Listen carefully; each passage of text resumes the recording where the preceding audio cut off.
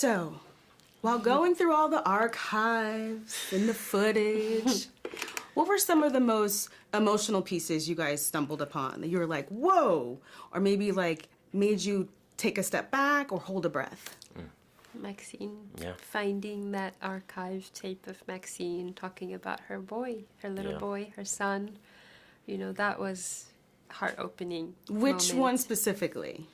There is when she's talking, you know, there's two. One, when she's coming off a stage and talking about Mother's Day, he surprised her with the jaguar, and how she says, he's given me all my flowers.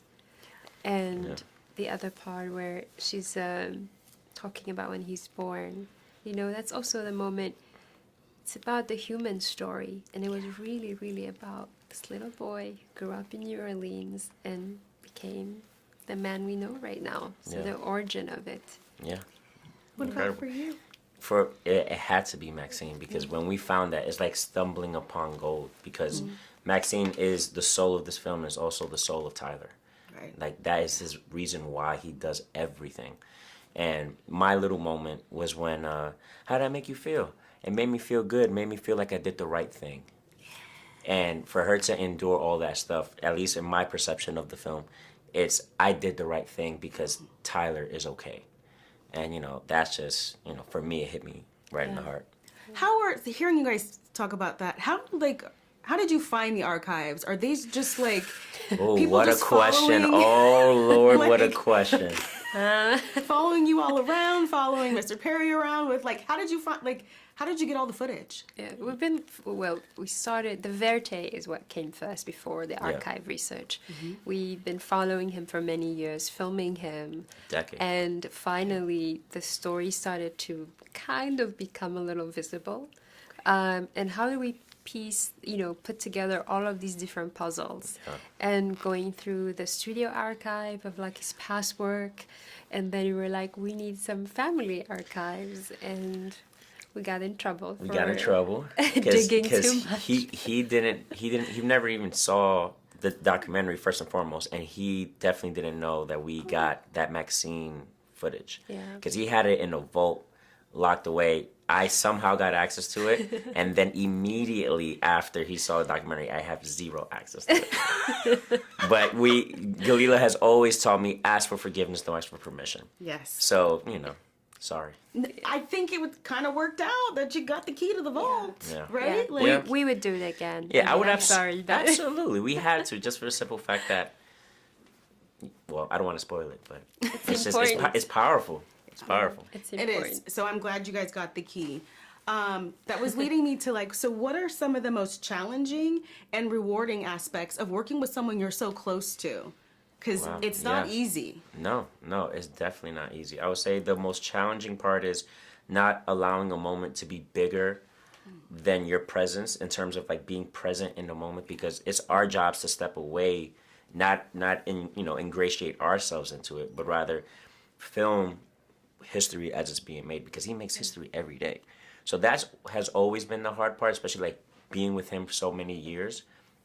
Easiest part is what the motivation that you get and seeing why he works as hard as he works, because what he's building in Atlanta and what he's been doing for everyone, especially in our communities, giving them opportunities, has been, inspiring. Yeah, and I think it's hard to take yourself out of in any storytelling, because you have a perspective, no matter what story, what you're telling, how you're doing it. And in this case, we had a front row seat, for me personally, for many, many years. And I had to take myself out of it, of like someone I know, and understanding that something can start from a loving gaze and having a curiosity, but creating space for polarity, to have the critics come in and give their voice, which actually helped us even understand more about his fans and get closer to his fans, why his work resonates so much with them. Yeah. And going back to the origin of making sure we weren't only just telling the story of the Tyler Perry, the mogul, the success, but also what came before him. It was important to include the Chitlin circuit, talking about all these great artists who the world knows them as these big, great artists, but really came from backgrounds that wouldn't even allow them to perform in certain stages. So, I do believe that history is the story of great men and women, and he's one of them. Yeah. And every story has a challenge. There's no black and white, there's a gray area, and we needed to really explore that gray area. Yeah. And I'm glad we did. It was a star-studded night Saturday as celebrities flooded Atlanta to celebrate the grand opening of Tyler Perry Studios. The studio, 330 acres, sits on the grounds of the former Fort McPherson Army Base in Southwest Atlanta. Tyler also dedicated 12 sound stages, each named after a groundbreaking Black artist, including Oprah Winfrey, Will Smith, and Halle Berry, just to name a few.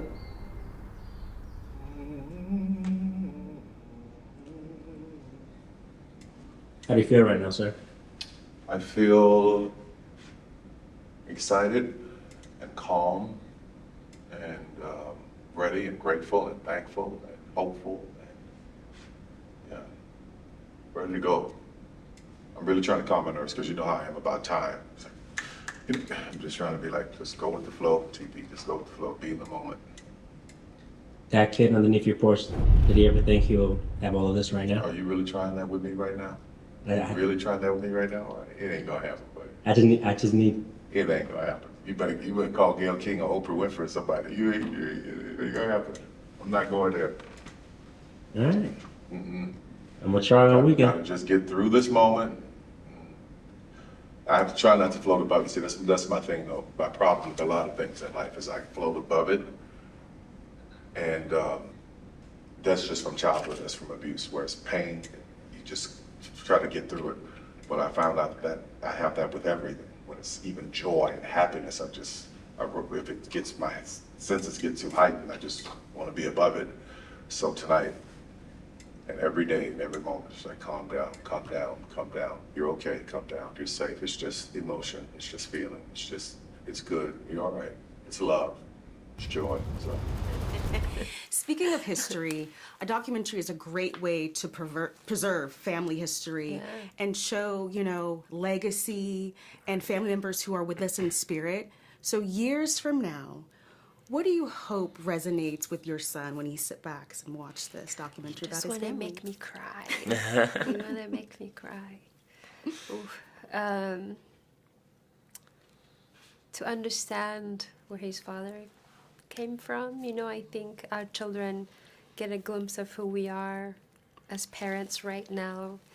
But how often do we get to reveal what became before? In Tyler's case, the love he gives his son is so opposite to his experience.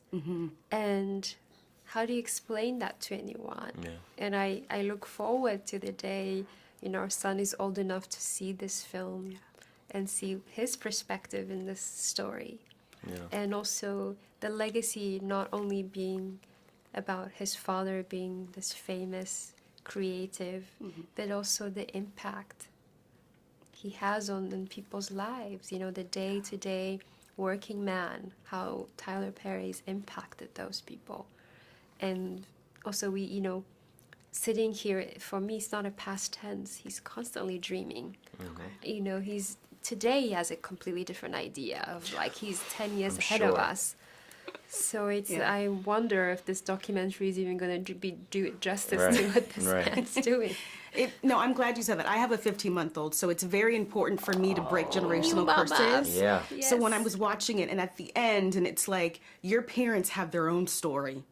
And it's like, we can't fault them. We just have to do better. Yeah. And I was like, wow, I wish I had this for my daughter. Yeah. So I just think we all need to do more of that. That's congratulations. Thank you. Thank you. Are you sleeping? No. Yeah. Daylight savings.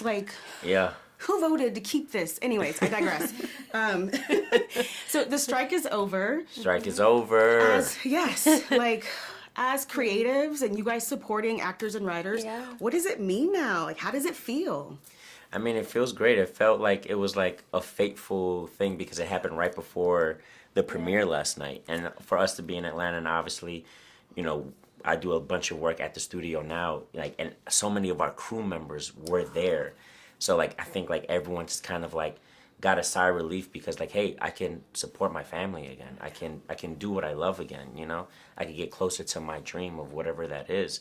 You know, it was a beautiful thing and it feels great and I can't wait to be back on set and, you know, just interacting with everybody. Creativity is important. Art is important. I mean, it feels so frivolous to promote our film. So much going on in the world. Our heart feels heavy, either from a personal experiences or just looking at the news. But I also know that art heals. You know, films and music and books reach far beyond our imagination, and hopefully this film and the continuing to create speaks to people and uplifts people from whatever situation that they're experiencing. So that's what it means to me, that we continue to create, and also like all the members who are not just only actors but like set designers and all that have been out of work that couldn't support their families or themselves. So it's a good news. Awesome. Thank you guys. Thank you. Appreciate it. Enjoy your baby. Thank you so much.